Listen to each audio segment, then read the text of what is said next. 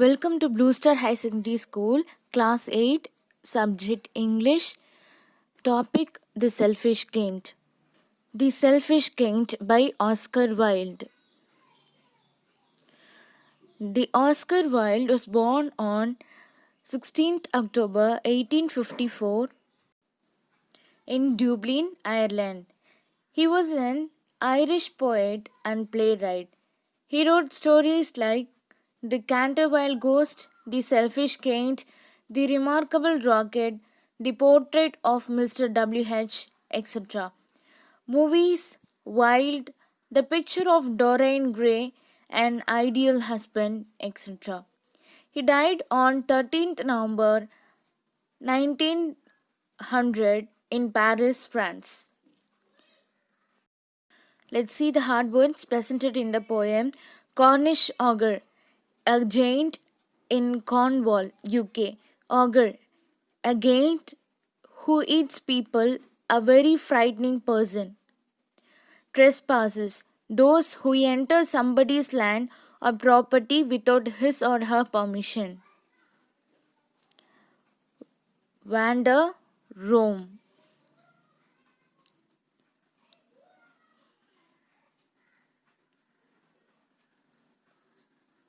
Clock, around a long coat. Rattled, banged. Rattled, banged. Linnet, a brownish song bird found in Europe. Ceased, stopped. Casement, a window that opens on hinges like a door. Crept, crawled quietly. Crept, crawled quietly. Knocked down, break, stole up, came quietly without being noticed. Wicked, cruel, wicked, cruel.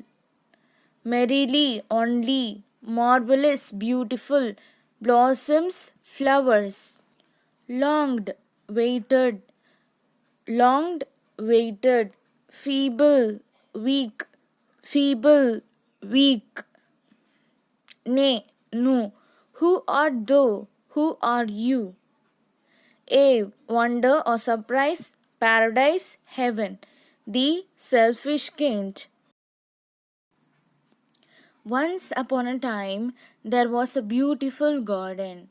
It had big trees laden with fruits and many flowers of different colors and fragrances.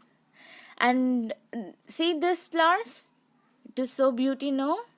And the grass was so soft that it felt like a cozy bed. Different birds sang melodies in the garden the whole day long. The children of the village loved playing in the garden. They would come there every afternoon on the return from school. The children go and play in the giant's garden. It was a large, lovely garden with soft green grass and beautiful flowers. There were 12 trees. Sitting on the branches of the trees, birds would sing sweetly and amuse the children. They were very happy in this garden. One day the giant returned to his garden after a short stay of 7 years with his friend, the Cornish ogre. He was very angry to see the children playing. He shouted at them angrily and drawn them away. The children were so shocked to see him. The trees also very shocked to see the selfish gaint. He came very angrily. He saw the children were playing in his garden. The giant saw all the children in his garden and yelled loudly.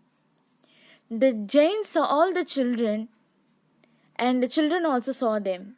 What are these children doing here? Please get out of my garden, said the giant, and all the children got scared and ran away. The giant then built a large wall around the garden so that no one could ever enter it. The next day, the giant went to the garden. He was walking around the garden, but the trees were so sad. They are shedding their leaves. Without the children, they shed all their leaves and fruits and lay bare. Becomes the so sad, and they went back into the ground. The green grass changes its colors. The birds in the garden thought like, who will I sing for the empty garden? It was so empty. So the birds also fly from the garden without the children. And all the trees in the garden shed their leaves. Like this, no? There was no flowers and fruits.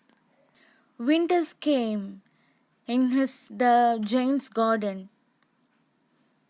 It were all of frost and snow in his garden. There were no leaves and fruits and birds. Every people in the garden wondered how the garden must look too, because it is beautiful before. But with all the sadness present in the garden, it was only the frost. See how it is covered like? There was no trees, there was no green grass, nothing there. The garden remained frozen. See, there were only the snow covered the garden. The only ones happy in his garden were snow and the frost, with no spring to melt them, so that it looks really white, white everywhere. The snow in the garden loves, and he is so happy because no winter is there. And so it went and covered all and every tree, till all one could see was white, only white. The icy cold wind swept over the garden.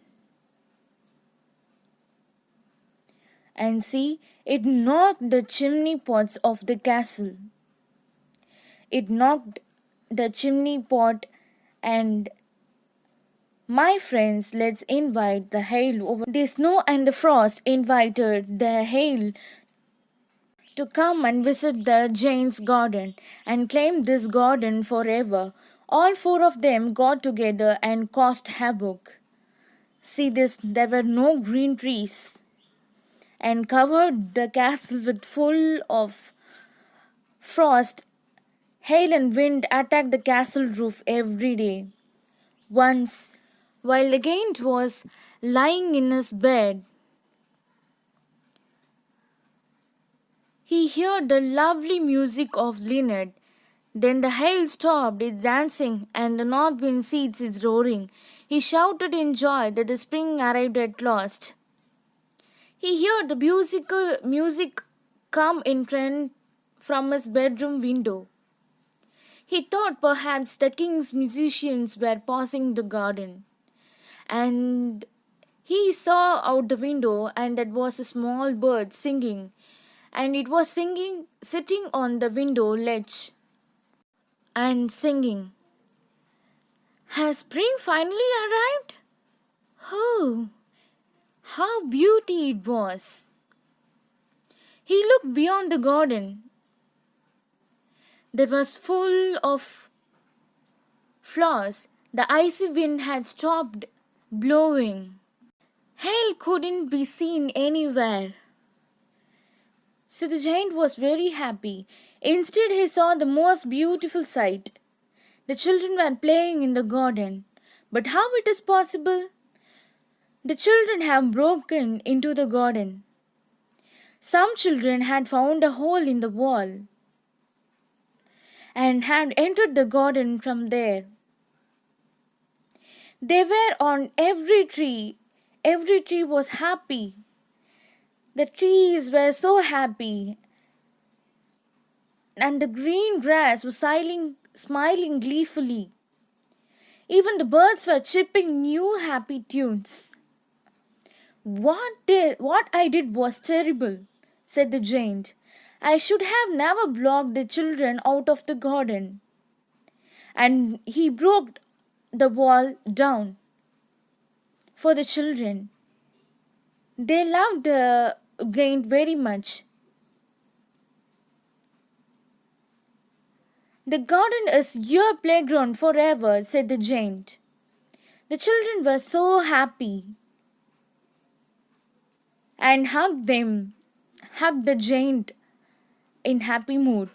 From then on, the giant played with the garden and the children every day. The castle looks very beautiful now, and the giant grew old and tired. He wouldn't go out and play with the children. He could only watch them from his window happily. And the children were playing. One day, the giant saw a boy, and so he went on them. What is the matter, little boy? Said the giant. The boy's hands were bleeding. This made the giant very angry, and the boy was crying. This made the giant very, very angry. Who has hurt you, my little child? Tell me his name, and I will punish him. The little boy calmed the giant and said, Calm down, my friend. There are wounds of love. So he pushed and grabbed the giant's hand and took him to the garden of paradise with him. The other children came to where the little boy had been. The other children saw the little boy. And so that afternoon, when the other children came to play in the giant's garden, they found him lying dead under a tree. His body was seen covered with white blossoms. And the small boy was Jesus Christ. And he led the giant to his garden, the paradise. So students, read along with me. The selfish giant. The giant garden was beautiful and children loved to play in it. The giant, who was selfish, built a high wall round his lovely garden. Children did not enter the garden thereafter, nor did spring and summer, till the giant experienced a change of heart. Every afternoon, as they were coming from school, the children used to go and play in the giant's garden. It was a large, lovely garden with soft green grass. Here and there, over the grass, stood beautiful flowers like stars, and there were 12 peach trees. How many peach trees? It's 12 peach trees that in the springtime broke out into delicate blossoms of pink and pearl, and in the autumn bore rich fruit. The birds sat on the trees and sang so sweetly that the children used to stop their games in order to listen to them. How happy we are here, they cried to each other. One day the giant came back. He had been to visit his friend, the Cornish ogre. So what is the name of his giant's friend? The Cornish ogre. and had stayed with him for 7 years. When he arrived, he saw the children playing in the garden. "What are you doing here?" he cried in a very gruff voice, and the children ran away. "My own garden is my own garden," said the giant. "Anyone can understand that, and I will allow nobody to play in it but myself." So he built a high wall all around it and put up a notice board: "Trespassers will be prosecuted." He was a very selfish giant. The poor children had now nowhere to play. They tried to play on the road, but the road was very dusty and full of hard stones, and they did not like it. They used to wander round the high walls when their lessons were over and talk about the beautiful garden inside. "How happy we were there," they said to each other. Then the spring came. All over the country there were little blossoms and little birds. Only in the garden of the selfish giant it was still winter. The birds did not care to sing in it, as there were no children. And the trees forget to blossom. Once a beautiful flower put its head out from the grass, but when it saw the notice board, it was so sorry for the children that it slipped back into the ground again and went off to sleep. The only people who were pleased were the snow and the frost. "Spring has forgotten this garden," they cried, "so we will live here all the year round." The snow covered up the grass with a great white cloak, and the frost painted all the trees silver. Then they invited the north wind to stay with them, and he came. He was wrapped in furs, and he rode all day about the garden and blew the chimney pots down. "This is a delightful spot," he said. "We must ask Hail on a visit." So the hail came. Every day for 3 hours he rattled on the roof of the castle till he broke most of the slates, and then he ran round and round the garden as fast as he could go. He was dressed in grey, and this breath was like ice. "I cannot understand why the spring is so late in coming," said the selfish giant, as he sat at the window and looked out his cold white garden. "I hope there will be a change in the weather." But the spring never came, nor the summer. The autumn gave golden fruit to every garden, but to the giant's garden she gave none.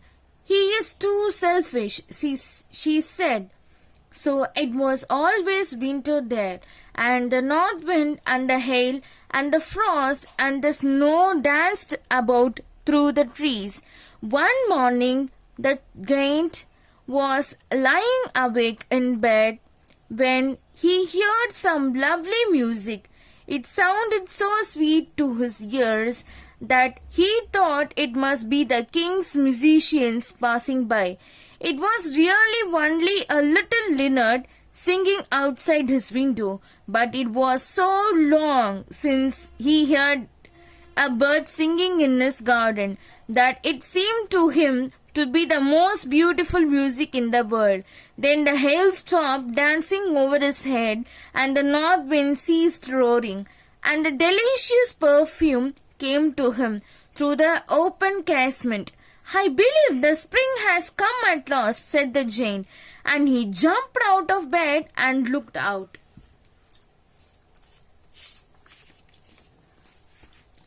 So, the part 2, to celebrate the return of the children, trees covered themselves with birds and blossoms.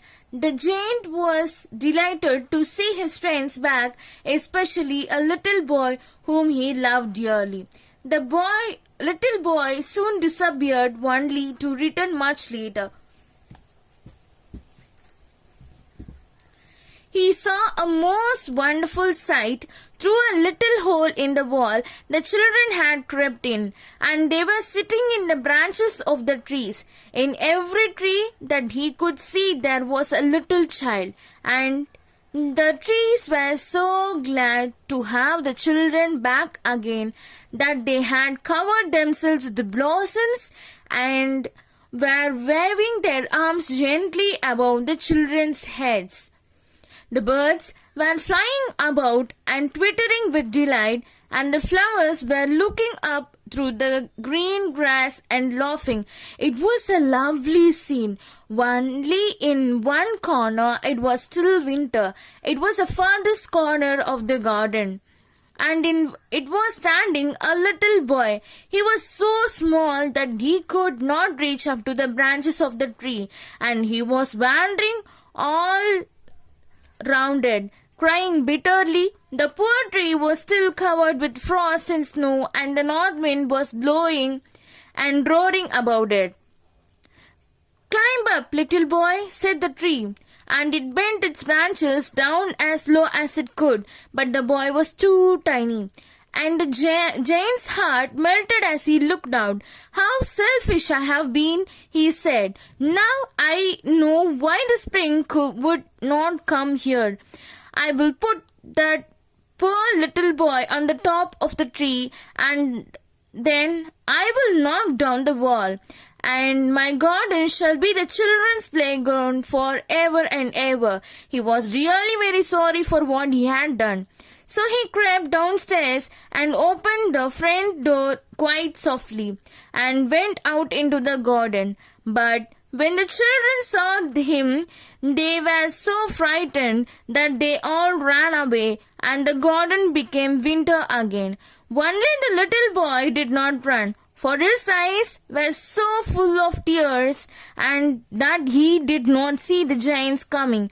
And the giant stole up behind him and took him gently in his hands and put him up to the tree. And the tree broke at once into blossom, and the birds came and sang on it. And the little boy stretched out his two arms and flung them round the giant's neck and kissed him.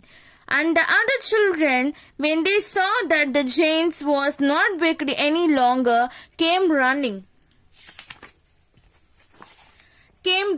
back, and with them came spring. "It is your garden now, little children," said the giant, and he took a great axe and knocked down the wall. And when the people were going to market at 12 o'clock, they found the giant playing with the children in the most beautiful garden they had ever seen. All day long they played, and the evening they came to the giant to bid him goodbye. "But where is your little companion?" he said. "The boy I put into the tree?" The giant loved him the best because he had kissed him. "We don't know," answered the children. "He has gone away." "You must tell him to be sure and come tomorrow," said the giant. But the children said that they did not know where he lived, and he had never seen him before, and the giant felt very sad. Every afternoon when school was over, the children came and played with the giant, but the little boy whom the giant loved was never seen again. The giant was very kind to all the children, yet he longed for his little friend and often spoke of him. "How I would like to see him," he used to say. Years went by, and the giant grew very old and feeble. He could not play any more. He sat in his huge armchair and watched the children at their games and admired his garden. "I have many beautiful flowers," he said. But the children are the most beautiful flowers of all. One winter morning, he looked out of his window as he was dressing. He did not hate the winter now, for he knew that it was merely the spring asleep and that the flowers were resting. Suddenly, he rubbed his eyes in wonder and looked and looked. It certainly was a marvelous sight. In the farthest corner of the garden was a tree quite covered with lovely white blossoms. Its branches were golden and silver fruit hung down from them, and underneath it stood the little boy he had loved. Downstairs ran the giant in great joy and out into the garden. He hastened across the grass and came near to the child, and when he came quite close, his face grew red with anger, and he said, "Who had dared to wound thee?" For on the palms of the child's hands were the prints of 2 nails, and the prints of 2 nails were on the little feet. "Who had dared to wound thee?" cried the giant. "Tell me, that I may take by my big sword and slay him." "Nay," answered the child, "but these are the wounds of love." "Who art thou?" said the giant, and a strange awe fell on him, and he knelt before the little child. And the child smiled on the giant and said to him, "You let me play once in your garden. Today you shall come with me to my garden, which is paradise." And when the children ran into the afternoon, they found the giant lying dead under the tree, all covered with white blossoms. Oscar Wilde. So students, today's assignment is learn the hard words presented in the supplementary reader, The Selfish Giant.